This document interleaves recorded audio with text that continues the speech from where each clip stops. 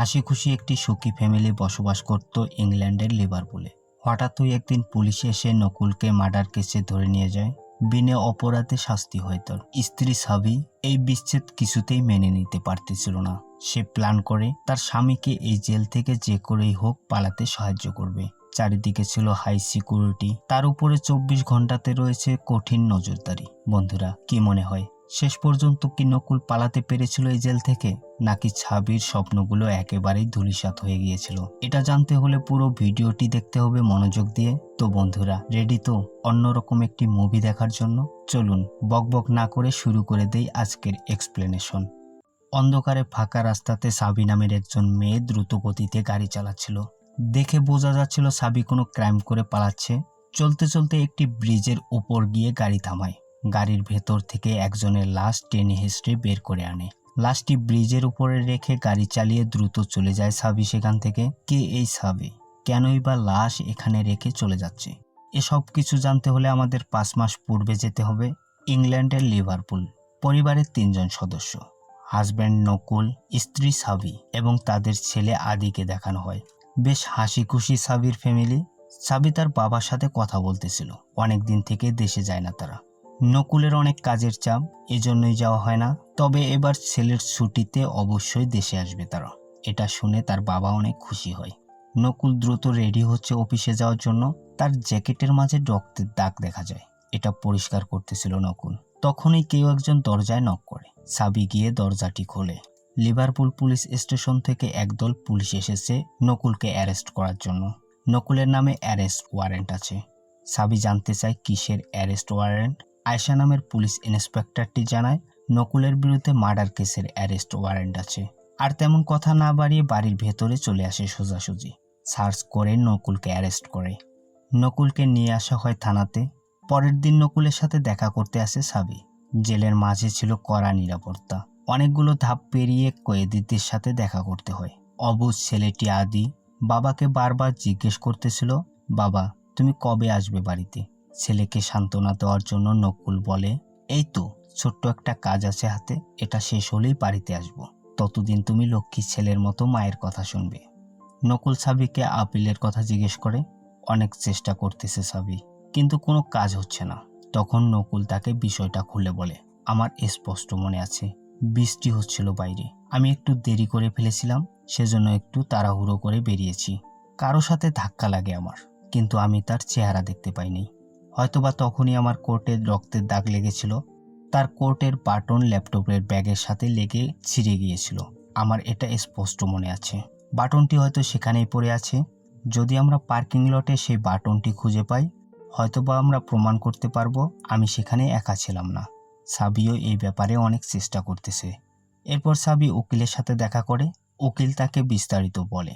আশেপাশে CC camera check করা হয়েছে। সেদিন পার্কিং লটে কেউ ছিল না। সাবি বাটনের কথা জিজ্ঞেস করে। ফরেনসিক অফিসার মার্ডার স্পটের একটি উপকরণ কালেক্ট করেছে। সেগুলো উকিল ক্রস চেক করেছে।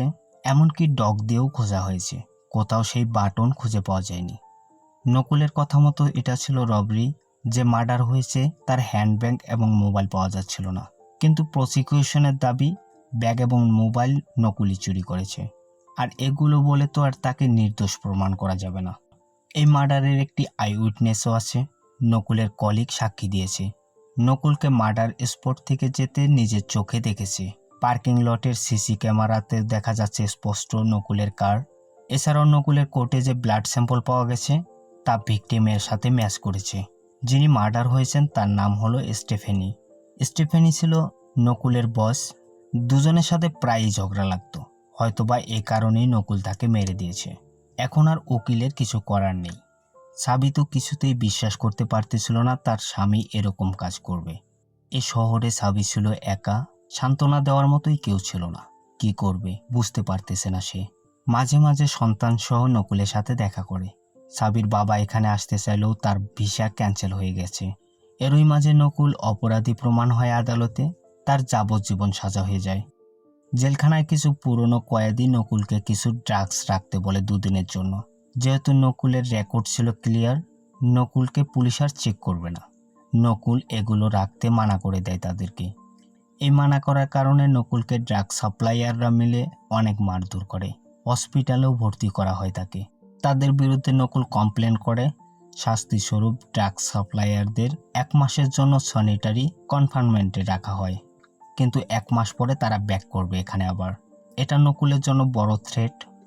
সাবির এমন দুরবস্থায় তার বাসার একজন মহিলা তার কাছে আসে কথা বলার জন্য, তার নিজের লাইফের স্টোরিগুলো তাকে বলে সান্ত্বনা দেওয়ার জন্য।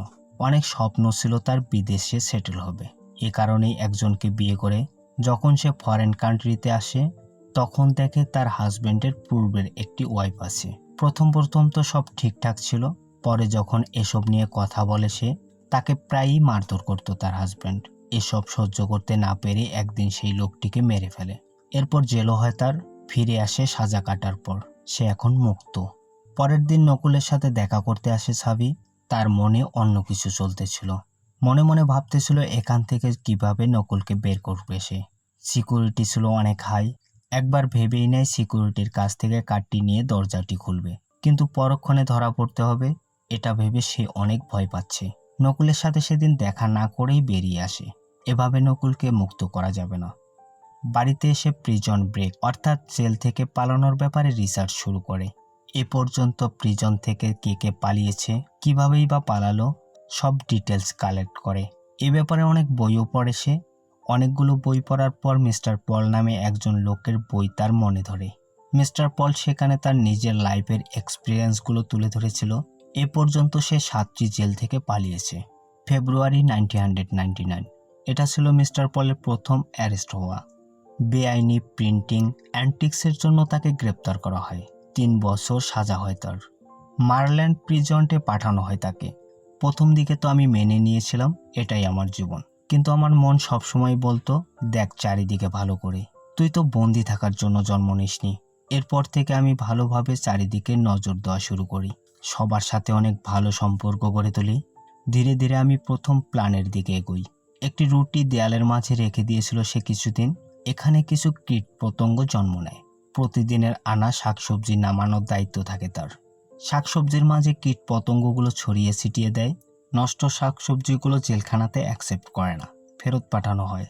সবজিগুলোর ভেতরে একপাশে লুকিয়ে জেল থেকে পালাতে সক্ষম হয় মিস্টার পল। এখান থেকেই শুরু জেল পালানো।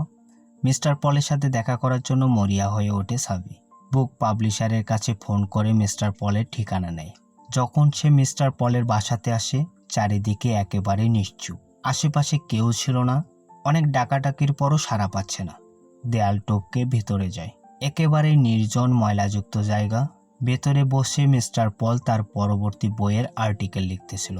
সাবি এসে বাইরে থেকে ডাক। মিস্টার পল শুনেও না শোনার ভান করে চুপ করে বসে থাকে। সাবি বুঝতে পারে ভেতরে কেউ আছে। সাবি বাইরে বসে অপেক্ষা করতে থাকে।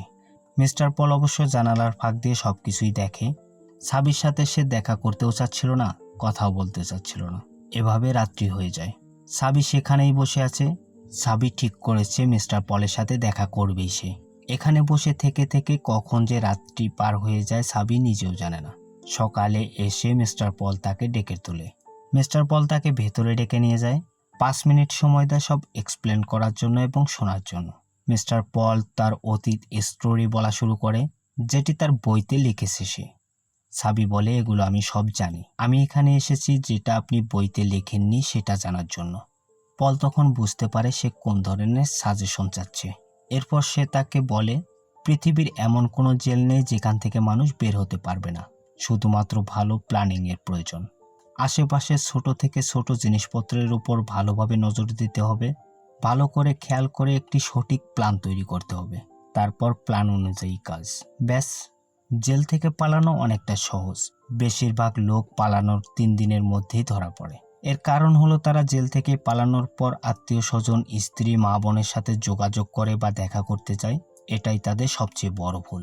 এটা খুবই কমন। পুলিশ কোনো কয়েদি পালালে তার ফ্যামিলির উপর নজর রাখে। ইমোশনালের কারণে ধরা পড়ে যায় কয়েদি। জেল থেকে পালানোর পর যদি মুক্ত হয়ে থাকতে হয় তাহলে পুলিশের থেকে ব্যতিক্রম কিছু ভাবতে হবে। কোনো কয়েদি পালানোর 1 ঘন্টার মধ্যে সব কিছু ব্লক করে দেয়, সব স্টেশনে ছবিও পাঠিয়ে দেয়। এজন্য বাস এবং ট্রেনে ট্রাভেল করা কঠিন, ফ্লাইটে ট্রাভেল করা অনেকটা সহজ। আবার ফ্লাইটে ট্রাভেল করতে গেলে লাগবে fake passport, fake ID, fake driving licence. সব কিছু বানানো অনেকটা গুরুত্বপূর্ণ। এরপর চুজ করতে হবে এমন একটি জায়গা যেখানে পুলিশ পৌঁছাতে অনেক সময় লাগবে। এগুলোতে সবচেয়ে বেশি ইম্পর্টেন্ট হলো টাকা।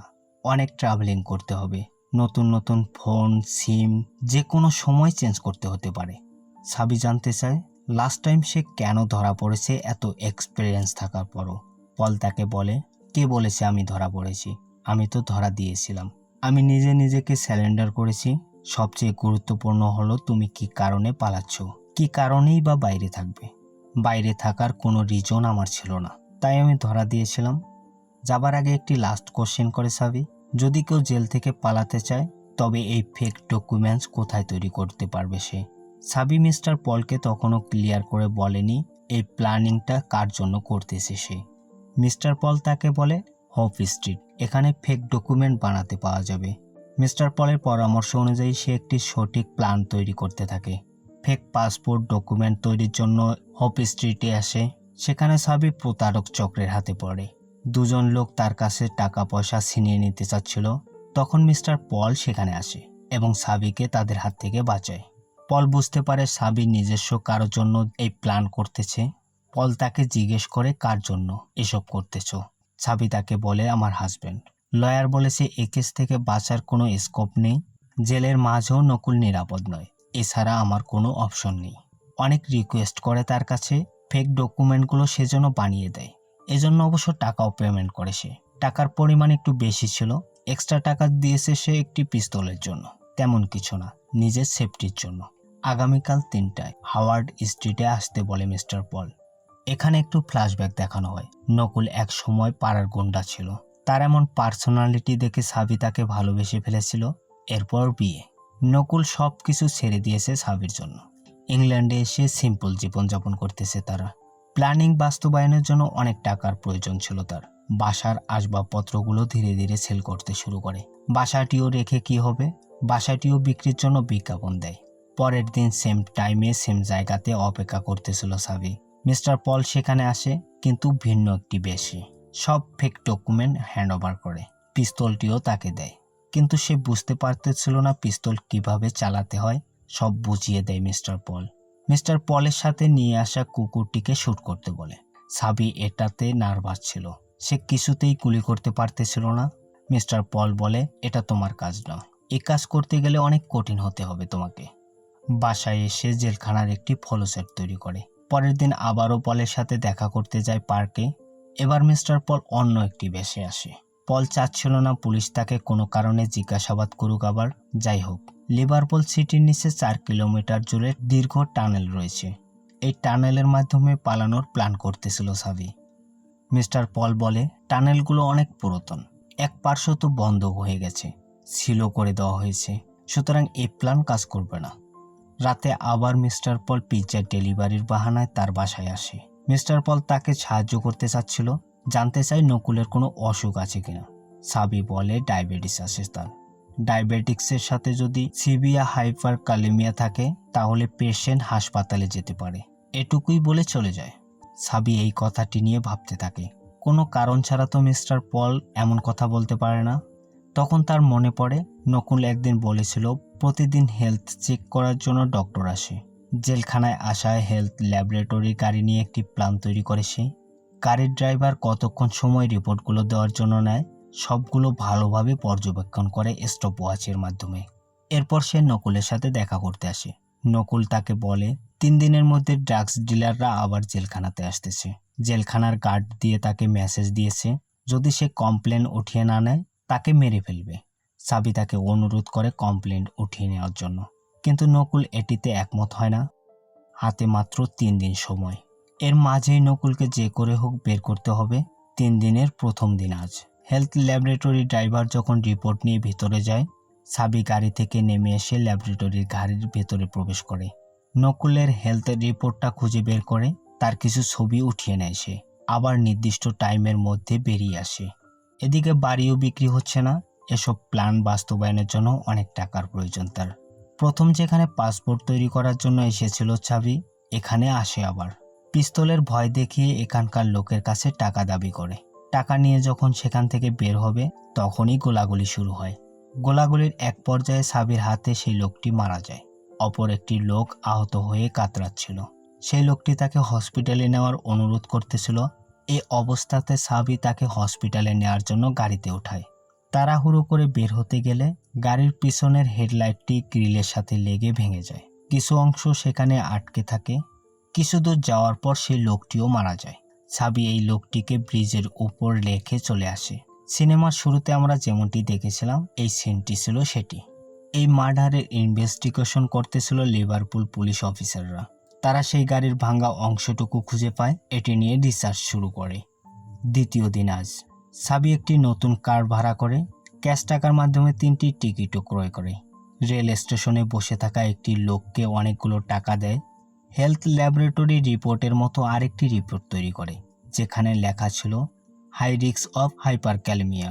আজ প্ল্যান কার্যকরের দিন, অর্থাৎ তৃতীয় দিন আজ। প্ল্যান করা সব কাগজপত্রগুলো পলিথিনে পুরে ডাস্টবিনে ফেলে দেয়। প্রয়োজনীয় জিনিসগুলো নিয়ে নেয় সব। সাবি দেখতেছিল যে কাজগুলো করতে চাচ্ছে সে, এসব করতে যদি তার সন্তান সাথে থাকে এটা বিপজ্জনক। তাই পাশের বাসা সেই মহিলাটির কাছে তার ছেলেকে কিছুক্ষণের জন্য রেখে যায়। মিস্টার পল তাকে সাহায্য করে। মিস্টার পলের কাজ ছিল হসপিটালের টেলিফোন লাইনগুলো কাটা। লাইন কাটার পর স্বভাবত হসপিটালের টেলিফোনগুলো কাজ করতেছিল না। এদিকে যখন হেলথ ল্যাবরেটরির ড্রাইভার রিপোর্ট নিয়ে অন্য একটি জায়গার ভেতরে যায়, এ সময়ের মাঝে নিজের তৈরি করা রিপোর্টটি এক্সচেঞ্জ করে সাবি। এরপর আবার হেলথ ল্যাবরেটরি গাড়ি এসে দাঁড়ায় জেলখানার বাইরে। রিপোর্ট নিয়ে ভিতরে যায় ড্রাইভার। নকুলের ব্লাড রিপোর্ট দেখে সবাই তো বিস্মিত। হসপিটালের সাথে যোগাযোগের ট্রাই করতেছিল তারা, কিন্তু ফোনে পাচ্ছিল না। পুলিশ প্রোটেকশনের মাঝেই হসপিটালে নেওয়ার সিদ্ধান্ত হয় নকুলকে, কেননা নকুল হাই রিস্কে আছে। নকুলকে অ্যাম্বুলেন্সে ওঠানো হয়, হসপিটালের দিকে নিয়ে যাওয়া হচ্ছে। সাবিও তার পিছু পিছু যাচ্ছে। এদিকে পুলিশ জেনে গেছে এই দুটি মার্ডার সাবি করেছে। তার বাসায় তল্লাশি করতেছিল তারা। বাসাতে কোনো কিছু খুঁজে পাওয়া যায় না, কিন্তু দেয়ালের এক পাশে তাকালে তারা বুঝতে পারে কোনো একটি প্ল্যানিং করেছে সাবি।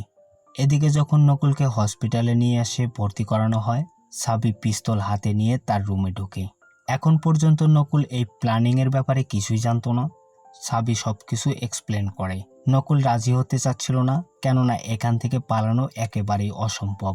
সাবি তাকে কনভিন্স করে। সেখান থেকে পালাতে শুরু করে দুজনেই। পুলিশ অফিসাররা খবর পেয়েছে নকুলকে হসপিটালে নিয়ে এসেছে, তাই তারা হসপিটালেই আসছে।